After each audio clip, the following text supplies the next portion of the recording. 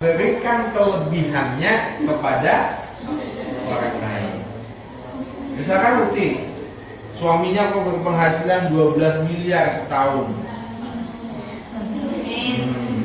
Tapi Uti merasa bersyukur, merasa cukup dengan 1 miliar setahun, maka yang 11 miliar disedekahkan. Kan harusnya kayak gitu, ya nggak? Kalau eman-eman 12 miliar, ya sebagian lah 6 miliar. 6 miliar bisa buat biayai pondok berapa? Kalau itu tingkat 7. Kalau satu santri itu hanya membutuhkan 600.000 setiap bulan, maka 6 miliar itu bisa untuk 100.000 ya. 100.000 apa 10.000 santri. Banyak banget, bisa jadi santri semua nih anak-anak jalanan. Ya. Kata Rasulullah dalam dua hadis yang diriwayatkan oleh Ibnu Hibban, sesungguhnya yang namanya kaya atau goni adalah kayanya hati atau hati yang selalu merasa cukup. Sedangkan fakir adalah fakirnya hati atau hati yang selalu merasa tidak puas. Contohnya siapa yang hatinya tidak merasa puas? Di Indonesia banyak nggak? Banyak. Para koruptor, ya.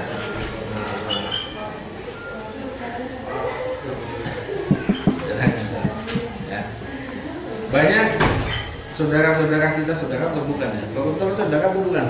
Saudara. Banyak mereka yang mengakunya muslim, ngakunya muslim, ya, tapi jadi koruptor, hartanya banyak, ada yang mobilnya itu yang namanya Lamborghini Aventador, satu buah mobilnya itu harganya sampai 20 miliar. Ada, dipikir-pikir, mau apa? Harus ditumpakin namanya gitu ya. Misalkan mau buat ngebut di mana, apa nggak nabrak nantinya. Ya. Itu hatinya nggak selalu merasa nggak puas, jadi kurang terus. Ya. Akhirnya apa saja dilakukan, yang penting nafsunya terpenuhi. Ya. Maka di dalam Islam tidak seperti itu. Sesungguhnya yang namanya kaya adalah kayanya hati. Tolong dipahami, kayanya hati itu artinya apa? Hati yang selalu merasa cukup. Kemudian dipahami lagi, kaya hati itu maksudnya apa? Kaya harta dan properti. Seperti siapa? Seperti Abdurrahman bin Auf. Kaya harta, hartanya banyak. Kaya properti, ya, rumahnya banyak, tanahnya banyak. Disingkat jadi kaya hati, kaya harta dan properti. Ya. Pondok pesantren itu properti bukan? Properti. Ya, orang kaya pondoknya banyak, ya, hartanya banyak. Tapi kalau hartanya diwujudkan diwujudkan untuk sarana ibadah, maka itu yang sesungguhnya benar-benar kaya hati dan kaya harta, kaya properti. Bisa dipahami? Masih ada yang ngeyel pengen miskin? Ada ya. Kita lanjutkan. Nah, ini udah paham ya, karena tadi udah disampaikan ya. Nah, sekarang udah nggak perlu lagi, karena jawabannya sudah tahu. Ya, karena ini adalah teka-teki yang harus dijawab sesuai dengan Al-Quran dan As-Sunnah, maka kita cari jawabannya di dalam Al-Quran dan As-Sunnah. Ya, Allah lah yang menjadikan tertawa dan menangis. Allah lah yang menjadikan kematian dan kehidupan. Allah lah yang menjadikan laki-laki dan perempuan. Allah lah yang menjadikan kekayaan dan kecukupan. Mengapa jawabannya kecukupan? karena itu yang tercantum di dalam. Jadi sebagai muslim kita nggak boleh miskin, nggak boleh. Miskin itu dilarang, ya. Miskin amal nggak boleh, miskin ilmu nggak boleh. Loh, miskin apa lagi? Miskin harta juga nggak boleh karena nanti bisa jadi meminta-minta, ya. Terus miskin hati nggak boleh, ya. Kan dilarang semua miskin itu. Miskin apa yang boleh tadi? Miskin dosa. Fakir apa yang boleh? Fakir di hadapan Allah.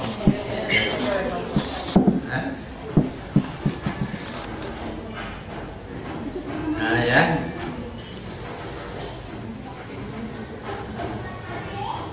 Jelas? Bisa dipahami? Ya. Jadi ini semuanya berarti harus kita pahami bahwa kita sebagai muslim itu lebih berhak untuk kaya atau cukup, ya. Itu lebih berhak. Karena apa? Ini sudah jelas apa yang Allah kehendaki, ya. Ini sudah jelas, ini kehendak Allah. Dan ini sudah jelas tercantum di dalam Al-Quran, ya kan? Ini jelas tercantum di dalam Al-Quran. Ada yang bawa Al-Quran bisa dicek. Jangan-jangan salah tuh. Wah, boleh dicek.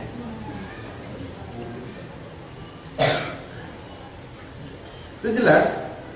Sesuai dengan Al-Quran, Allah mentakdirkan kita kaya atau cukup. Kalau nggak mau kaya, ya udahlah, cukup aja lah, ya. Mau beli rumah, uangnya cukup. Pengen beli mobil, uangnya cukup. Pengen haji atau umroh, uangnya cukup. Kan boleh, ya nggak? Kan boleh. Nah, coba nanti bayangkan, mending punya suami miskin yang istrinya banyak atau suami kaya yang istrinya banyak?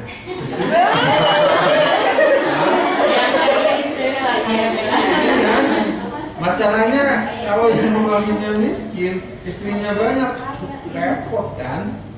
Ya, para sahabat, para nabi yang istrinya banyak, mereka kaya. Nabi Daud istrinya banyak, kaya nggak? Nah, para sahabat Abu Bakar, Utsman, Umar, istrinya empat. Mereka kaya nggak? Kaya. Yang miskin satu, karena nggak mampu. Tapi jangan dibuatin dulu, dosisnya belum sampai. Belum. Kalau kita nggak mau kaya, atau kalau kita masih malu untuk jadi orang kaya, sudahlah jadi orang yang cukup saja. Pengen bangun pesantren Bisa. cukup. Ya. Di lingkungan kita misalkan ada 50 anak yatim. Anak yatim piatu, fakir miskin atau duafa, kita mau sekolahin, kita masukin ke pondok, uang kita cukup.